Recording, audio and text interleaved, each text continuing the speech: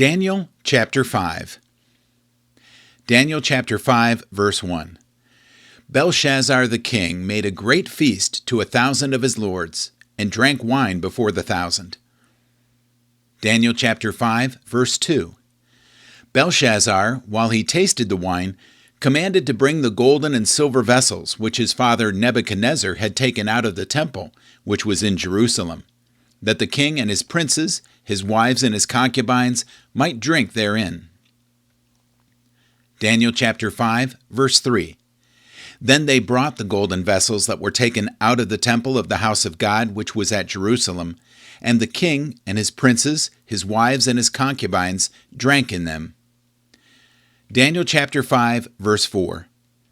They drank wine and praised the gods of gold and of silver, of brass, of iron, of wood, and of stone. A disturbing message from God. Belshazzar's great blasphemous feast. The chronology of the ancient historian Berosus. Nebuchadnezzar dies after a 43-year reign. His son, Evil-Merodach, described in 2 Kings 25, verses 27 through 30, and Jeremiah 52, verses 31 to 34, rules for only 2 years when he is assassinated by his brother-in-law, Neriglissar, because his rule was arbitrary and licentious. Neriglissar, mentioned as Nergal-Sharezer in Jeremiah 39, verses 3 and 13, rules for 4 years until he dies a natural death. His son, Leborosoarkad, only a child and of diminished mental capacity, rules for only 9 months when he is beaten to death by a gang of conspirators. The conspirators appoint Nabonidus, one of their number, to be the king.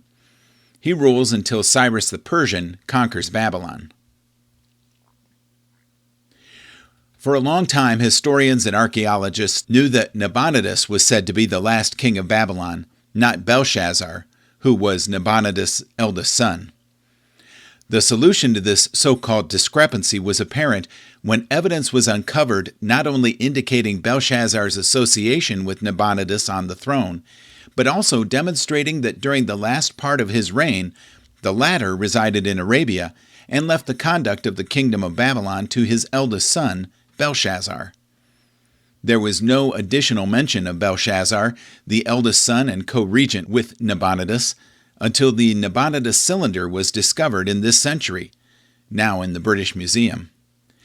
According to Babylonian records, Belshazzar became co-regent in the 3rd year of Nabonidus' reign, 553 BC, and continued in that capacity till the fall of Babylon, 539 BC. It is most likely that at the time of Daniel chapter 5, Nabonidus had gone out to fight the Medo-Persian army and had already been captured. Those armies now surrounded Babylon and were looking for a way into the strongly defended city. Belshazzar was not afraid, mostly because of Babylon's defenses and his supplies. Conservative dimensions of Babylon. Outer walls 17 miles long, 22 feet thick, 90 feet high, with guard towers another 100 feet high. The gates were made of bronze, and a system of inner and outer walls and moats made the city very secure. The scene of partying while a hostile army surrounds the city is reminiscent of the spirit of our age. 2000, party's over, whoops, out of time, so tonight I'm going to party like it's 1999. Prince. Nebuchadnezzar was not the direct father of Belshazzar. Either he was his grandfather through his mother's side, or he was his father in the sense of having previously occupied the throne Belshazzar now sat on. Either usage of the term father was customary in ancient times. Belshazzar was foolish enough to not only lose all semblance of self-control in this party, but also to openly mock God while doing it. This shows us God's opinion of the sin of sacrilege, something rarely spoken of today. Gathering the vessels from the Jewish temple served the purpose of reminding the partiers of a previous victory, and would hopefully, in Belshazzar's eyes, be a morale booster. In Babylon, a large court, 56 by 170 feet, has been unearthed, decorated with Greek columns. This was probably where the feast of Daniel 5 took place. Daniel chapter 5, verse 5. In the same hour came forth the fingers of a man's hand, and wrote over against the candlestick upon the plaster of the wall of the king's palace. And the king saw the part of the hand that wrote. A message from God is written on a wall. God can and does communicate to man in unexpected and even shocking ways. Here, a hand mysteriously appears and writes on the wall. This, of course, is where we get our proverbial phrase, the writing on the wall. Daniel chapter 5, verse 6. Then the king's countenance was changed, and his thoughts troubled him, so that the joints of his loins were loosed, and his knees smote one against another. Daniel chapter 5, verse 7. The king cried aloud to bring in the astrologers, the Chaldeans, and the soothsayers. And the king spoke and said to the wise men of Babylon, Whoever shall read this writing, and show me the interpretation thereof, shall be clothed with scarlet, and have a chain of gold about his neck, and shall be the third ruler in the kingdom. Daniel chapter 5, verse 8. Then came in all the king's wise men, but they could not read the writing, nor make known to the king the interpretation thereof. Daniel chapter 5, verse 9. Then was the king Belshazzar greatly troubled, and his countenance was changed in him, and his lords were astounded. Belshazzar's reaction to the message and his call for someone to interpret it. For the king, the difficulty was not to give the dictionary definition of the terms, but to see what significance they had for him. Archaeologists have discovered why Daniel was offered the third place in the kingdom, Daniel chapter 5, verse 7. The real king was Nabonidus, and his son Belshazzar ruled as second in the kingdom. Belshazzar couldn't give Daniel the second place in the kingdom because he was the second in the kingdom at the time. The best he had to offer was the third place. Daniel chapter 5, verse 10. Now the queen, by reason of the words of the king and his lords, came into the banquet house. And the queen spake and said, O king, live forever. Let not thy thoughts trouble thee, nor let thy countenance be changed. Daniel chapter 5, verse 11. There is a man in thy kingdom, in whom is the spirit of the holy gods, and in the days of thy father, light and understanding and wisdom, like the wisdom of the gods, was found in him. Whom the king Nebuchadnezzar, thy father, the king, I say thy father, made master of the magicians, astrologers, Chaldeans, and soothsayers. Daniel chapter 5, verse 12. For as much as an excellent spirit and knowledge and understanding, interpreting of dreams and shewing of hard sentences, and dissolving of doubts were found in the same Daniel, whom the king named Belteshazzar, now let Daniel be called, and he will shew the interpretation. Daniel is recommended as an interpreter of the message. This queen or queen mother is hard to identify with certainty. Probably it is Belshazzar's mother, the daughter of Nebuchadnezzar. It seems that Daniel was semi-retired, still holding a government post yet out of the loop. Notice that she refers to Daniel by his Jewish name. She respects his faith and background. Daniel chapter 5, verse 13. Then was Daniel brought in before the king, and the king spake and said unto Daniel, Art thou that Daniel, which art of the children of the captivity of Judah, whom the king my father brought out of Jewry? Daniel chapter 5, verse 14. I have even heard of thee, and that the spirit of the gods is in thee, and that light and understanding and excellent wisdom is found in thee. Daniel chapter 5, verse 15. And now the wise men, the astrologers, have been brought in before me, that they should read this writing, and make known unto me the interpretation thereof. But they could not shew the interpretation of the thing. Daniel chapter 5, verse 16. And I have heard of thee, that thou canst make interpretations, and dissolve doubts. Now if thou canst read the writing, and make known to me the interpretation thereof, thou shalt be clothed with scarlet, and have a chain of gold about thy neck, and shall be the third ruler in the kingdom." Belshazzar asks Daniel to interpret the message. Daniel chapter 5, verse 17. Then Daniel answered and said before the king, "Let thy gifts be to thyself, and give thy rewards to another. Yet I will read the writing unto the king, and make known to him the interpretation." Daniel chapter 5, verse 18. "O thou king, the Most High God gave Nebuchadnezzar thy father a kingdom, and majesty, and glory, and honor." Daniel chapter 5, verse 19. "And for the majesty that he gave him, all people, nations, and languages trembled and feared before him.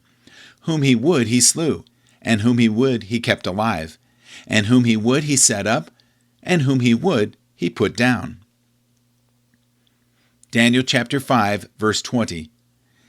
"But when his heart was lifted up, and his mind hardened in pride, he was deposed from his kingly throne, and they took his glory from him."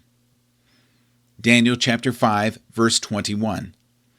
"And he was driven from the sons of men, and his heart was made like the beasts, and his dwelling was with the wild asses. They fed him with grass like oxen, and his body was wet with the dew of heaven, till he knew that the Most High God ruled in the kingdom of men, and that he appointeth over it whomsoever he will." Daniel chapter 5, verse 22. "And thou his son, O Belshazzar, hast not humbled thine heart, though thou knewest all this." Daniel chapter 5, verse 23. "But hast lifted thyself up against the Lord of heaven, and they have brought the vessels of his house before thee, and thou and thy lords, thy wives and thy concubines have drunk wine in them. And thou hast praised the gods of silver and gold, of brass, iron, wood, and stone, which see not, nor hear, nor know, and the God in whose hand thy breath is, and whose are all thy ways, hast thou not glorified." What the message meant. Introduction. Daniel described Belshazzar's sinful pride. Remember that Daniel was troubled when he had to give Nebuchadnezzar bad news. Not so here with Belshazzar. Daniel is not impressed with him. Why is Daniel so harsh? Because all men know of God through creation, and more through God's dealings with others. We are all responsible to honor God according to what revelation we have. If God held Belshazzar responsible, my friend, for the ray of light which shone across his pathway, what will he say to men living in the blaze of light which illuminates the world today? Every unconverted man in this country has more light than Belshazzar had. Talbot. Daniel chapter 5, verse 24. "Then was the part of the hand sent from him, and this writing was written." Daniel chapter 5, verse 25. "And this is the writing that was written. Mene, Mene, Tekel, Upharsin." Daniel chapter 5, verse 26. This is the interpretation of the thing. Mene, God hath numbered thy kingdom and finished it. Daniel chapter 5, verse 27. Tekel, thou art weighed in the balances and art found wanting. Daniel chapter 5, verse 28. Paris, thy kingdom is divided and given to the Medes and Persians. Daniel tells Belshazzar that God's judgment is at the door, and that he will be killed that night, and the kingdom will be given to the Medes and Persians. Daniel explained the reason why Belshazzar and his kingdom would be destroyed that night. They were found lacking in spiritual and moral value. Herodotus relates that Cyrus conquered the city by diverting the flow of the Euphrates into a nearby swamp, thus lowering the level of the river so his troops could march through the water and under the river gates. But they still would not have been able to enter had not the bronze gates of the inner walls been left inexplicably unlocked. As God had predicted in Isaiah 44:28 through 45:7, and Jeremiah 51 verses 57 and 58. The revelry in the city of Babylon on the night of its capture is also well documented. The fall of Mystery Babylon will be like the fall of real Babylon, sudden, sure, and in the midst of her worst blasphemies. Empires do not stand by human might, man-made machines, and missiles. There is not a wall high enough nor thick enough to prevent a nation from falling when God pronounces that nation's doom. Strauss. Daniel chapter 5, verse 29. Then commanded Belshazzar, and they clothed Daniel with scarlet, and put a chain of gold around his neck, and made a proclamation concerning him that he should be the third ruler in the kingdom. Daniel is promoted. In rewarding Daniel for such harsh words immediately, either Belshazzar knew that Daniel was right and was bravely trying to do the best under inevitable circumstances, or he disbelieved the whole thing and promoted Daniel in a display of big-hearted fun. Daniel chapter 5, verse 30. In that night was Belshazzar the king of the Chaldeans slain. Daniel chapter 5, verse 31. And Darius the Median took the kingdom, being about 62 years old. The death of Belshazzar and the rise of Darius the Mede. Darius was a sub-king under Cyrus the Persian, and is referred to in secular history as Gubaru. Daniel chapter 6. Daniel chapter 6, verse 1. It pleased Darius to set over the kingdom 120 princes, which should be over the whole kingdom. Daniel chapter 6, verse 2. And over these 3 presidents, of whom Daniel was the first, that the princes might give accounts unto them, and the king should have no damage. Daniel chapter 6, verse 3. Then this Daniel was preferred above the presidents and princes, because an excellent spirit was in him, and the king thought to set him over the whole realm. Daniel in the lion's den. This has long been a beloved Bible story, and no wonder. There are so many dramatic features in this story. Jealousy of political subordinates, the vanity of a king, the integrity of a man, the power and preservation of God, and some wild animals and violence. How Daniel was condemned to the lion's den. Daniel in the government of Darius. Darius, by that name, is unknown in secular history of this era. There are 3 possible explanations for the Darius of this chapter. Darius is simply another name for Cyrus, who was the ruler of the Medo-Persian Empire during the period. Darius was actually Cambyses, son of Cyrus, who served under his father as a ruler of Babylon and later inherited the throne. Or Darius is an ancient official known as Gubaru in ancient documents, whom Cyrus appointed as ruler over Babylon immediately after its capture. Ancient documents show that the man Gubaru had the power to make such appointments, and the power to assemble an army, levy taxes, and to possess palaces. Gubaru, Darius, was, in a very real sense, the king over Babylon. The term Darius may be an honorific title, meaning holder of the scepter. An excellent spirit, Daniel had a good attitude in his work and life, and this would make him the object of attack. Daniel chapter 6, verse 4. Then the presidents and princes sought to find occasion against Daniel concerning the kingdom, but they could find none occasion nor fault, for as much as he was faithful, neither was there any error or fault found in him. Daniel chapter 6, verse 5. Then said these men, We shall not find any occasion against this Daniel, except we find it against him concerning the law of his God. Daniel chapter 6, verse 6. Then these presidents and princes assembled together to the king and said thus unto him, King Darius, live forever. Daniel chapter 6, verse 7. All the presidents of the kingdom, The governors and the princes, the counselors and the captains have consulted together to establish a royal statute and to make a firm decree that whosoever shall ask a petition of any god or man for 30 days, save of thee, O king, he shall be cast into the den of lions. Daniel chapter 6, verse 8. Now, O king, establish the decree and sign the writing, that it be not changed, according to the law of the Medes and Persians, which altereth not. Daniel chapter 6, verse 9. Wherefore King Darius signed the writing and the decree. A plot against Daniel is conceived and initiated. Daniel's own enemies testify to his integrity and character. He lives a truly blameless life. This is frustrating to his attackers.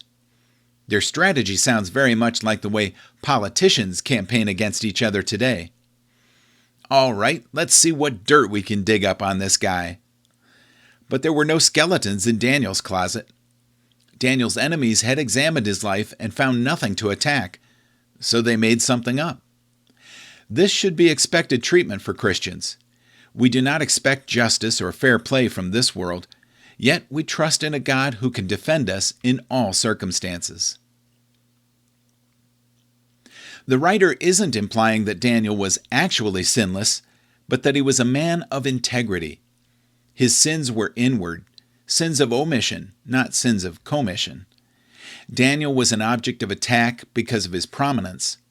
Even so, the devil directs special attacks against prominent believers. These men could predict Daniel's behavior, and they had a right to. Can the world predict your behavior? The world is a very poor critic of my Christianity, but is a very sufficient one of my conduct. They don't know the intricacies of doctrine or the intimacies of worship with God, but they can tell a bad temper, selfishness, conceitedness, or dishonesty when they see it. Daniel's enemies appealed to Darius' pride and his desire for a unified domain. The suggested mode of compelling every subject in the former Babylonian domain to acknowledge the authority of Persia seemed a statesmanlike measure that would contribute to the unification of the Middle and Near East. The time limit of 1 month seemed reasonable. They lie when they claim all the governors of the kingdom have agreed to such a decree. The great sin of Daniel's enemies is envy. Daniel chapter 6, verse 10. Now when Daniel knew that the writing was signed, he went into his house, and his windows being open in his chamber toward Jerusalem, he kneeled upon his knees 3 times a day and prayed, and gave thanks before his God, as he did aforetime. Daniel chapter 6, verse 11. Then these men assembled, and found Daniel praying and making supplication before his God. Daniel chapter 6, verse 12. Then they came near and spoke before the king concerning the king's decree, that every man that shall ask a petition of any god or man within 30 days, save of thee, O king, shall be cast into the den of lions? The king answered and said, The thing is true, according to the law of the Medes and Persians, which altereth not. Daniel chapter 6, verse 13. Then answered they and said before the king, that Daniel, which is of the children of the captivity of Judah, regardeth not thee, O king, nor the decree that thou hast signed, but maketh his petition 3 times a day. Daniel chapter 6, verse 14. Then the king, when he heard these words, was sore displeased with himself, and he set his heart on Daniel to deliver him, and he labored till the going down of the sun to deliver him. Daniel chapter 6, verse 15. Then these men assembled unto the king, and said unto the king, Know, O king, that the law of the Medes and Persians is, that no decree nor statute which the king establisheth may be changed. Daniel's faithfulness to God causes him to be condemned to the lion's den. Daniel was confronted with a test of loyalties. He wanted to render unto Caesar things that rightfully belonged to Caesar, but he would not give to the government that which belonged to God alone. It might have seemed that Daniel was not playing it safe in his refusal to pray, as was his custom, but in fact, the safest thing he could do was radically obey God. It isn't hard to see why people are men-pleasers. It seems as if people have the power to hire or fire us, to break our hearts, to slander us, to make our lives generally miserable. The power to obey God and stand for Him comes from a settled understanding that God is really sovereign and in control of our lives. Daniel simply prayed as was his custom. It would have been compromise or pride to change in any direction. This was not the act of a person courting martyrdom, but the continuation of a faithful ministry in prayer which had characterized his long life. Daniel kneeled in prayer. So did Jesus, Luke 22:41, Stephen, Acts 7:60, Peter, Acts 9:40, Paul and the other leaders in the church, Acts 20:36, and Luke, Acts 21, verse 5. Kneeling is a begging posture, and we must all come to God as beggars. Facing toward Jerusalem was symbolic of his hope that someday the children of Israel would be able to return to this city of God. Notice that Daniel prayed and gave thanks. Our prayers should be offerings of thanksgiving.